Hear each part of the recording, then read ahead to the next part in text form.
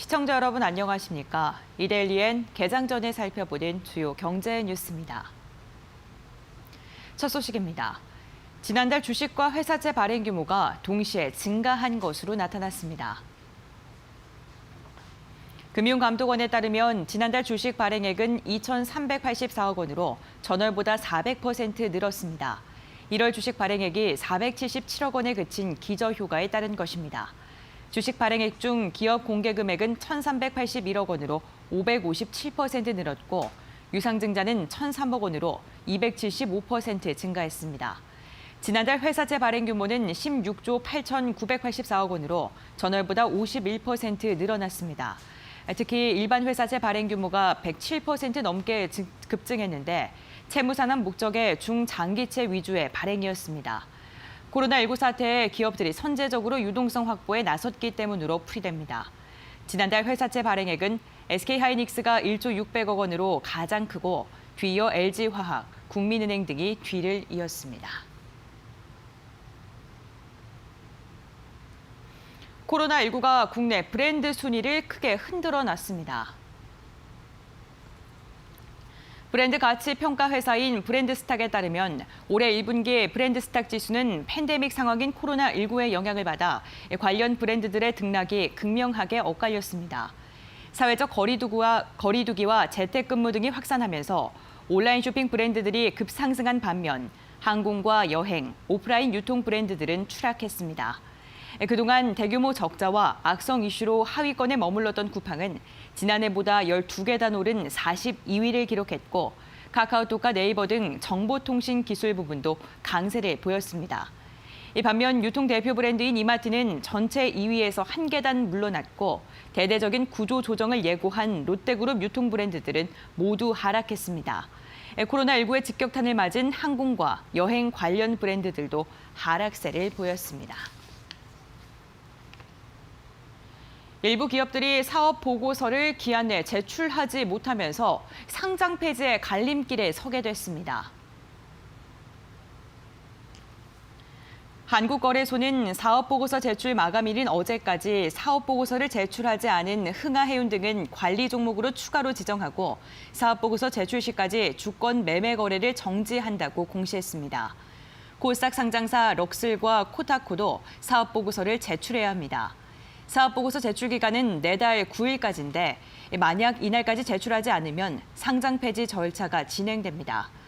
한편 컨버즈는 지난해 재무제표에 대한 감사 의견으로 의견 거절을 받았다고 공시했습니다.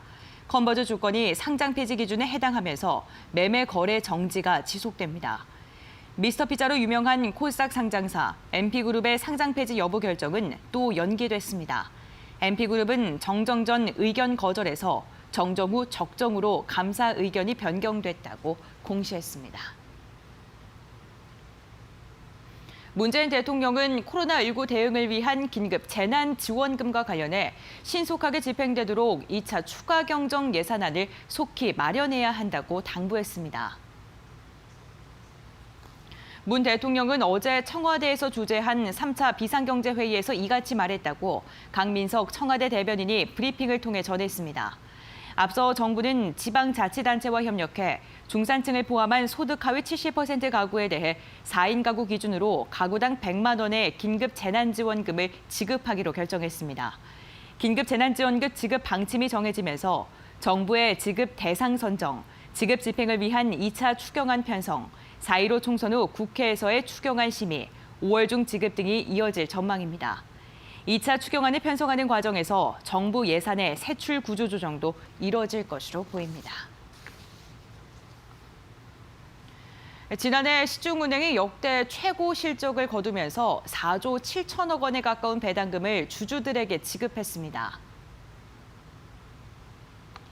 시중은행의 사업 보고서에 따르면 KB국민, 신한, 우리하나, SC제일, 한국시티 등 6개 은행의 지난해 현금 배당금 총액은 4조 6,557억 원으로 전년보다 18.5% 증가했습니다.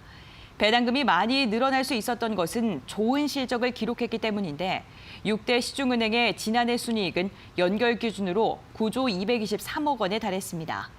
특히 우리은행의 지난해 배당액이 1조 4천억 원으로 전년의 3배 수준으로 늘어났습니다. 지난해 인수합병 자금을 마련하고 국제결제은행의 비율을 높이기 위해 은행의 배당 비중이 커졌다고 설명했습니다. SC제일은행도 전년의 6배 수준으로 급증했는데 지난해 1월 중간 배당액이 포함됐기 때문입니다. 국민신한은행은 배당 성향이 전년 수준이었고 하나은행은 소폭 상승했습니다. 네이버의 일본 자회사가 현지 배달 업체 인수를 추진합니다. 외신에 따르면 라인과 네이버 제이허브는 대마이칸의 300억 엔, 우리 돈 3,400억 원 규모의 유상증자에 참여하기로 했습니다. 라인은 직접 투자 방식으로, 라인 제이허브는 미라이 펀드를 통해 각각 1,700억 원씩 출자할 계획입니다. 인수 지분은 라인이 35.87%, 미라이 펀드가 25.05%를 차지할 예정입니다. 대마이칸은 일본의 최대 배달 서비스로 라인은 인수 후 메신저를 통한 온 오프라인 연계 사업 등을 추진할 것으로 알려졌습니다. 제네시스 G80 신차가 출시 첫날 2만 대가 넘게 팔렸습니다. 제네시스는 어제 대표 세단인 G80의 3세대 모델인 D-올류 G80 판매를 시작해 2만 2천 대의 계약이 체결됐다고 밝혔습니다. 이는 작년 연간 판매량과 같은 수준으로 올해 판매 목표는 3만 3천 대입니다. 신형 제네시스 출시는 코로나19로 인해 유튜브, 네이버 TV, 페이스북 등 온라인을 통해 라이브 스트리밍 방식으로 전 세계 주요 지역에 중계됐습니다. 3세대 제네시스는 2세대에 비해 125kg 가벼워져 역동적이고 정숙한 동력 성능을 확보했다고 현대차는 설명했습니다. 이어서 이 시각 간추린 뉴스입니다. SK디스커버리는 종속회사인 SK가스 페트로케미칼이 사우디아라비아의 석유화학 사업의 업체 주식 23만 5천 주가량을 1,053억 원에 취득한다고 공시했습니다. 사우디 내에서 가스화학 사업을 추진하기 위해서입니다.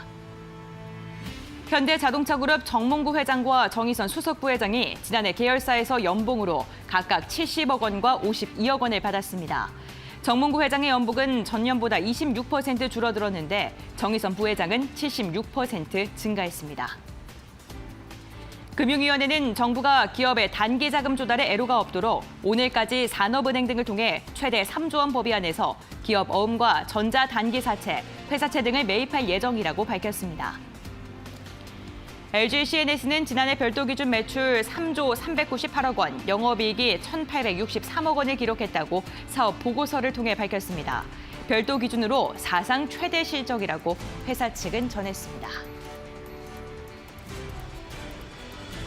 이데일리엔 개장 전에 살펴보는 주요 경제 뉴스 함께 확인해 봤습니다.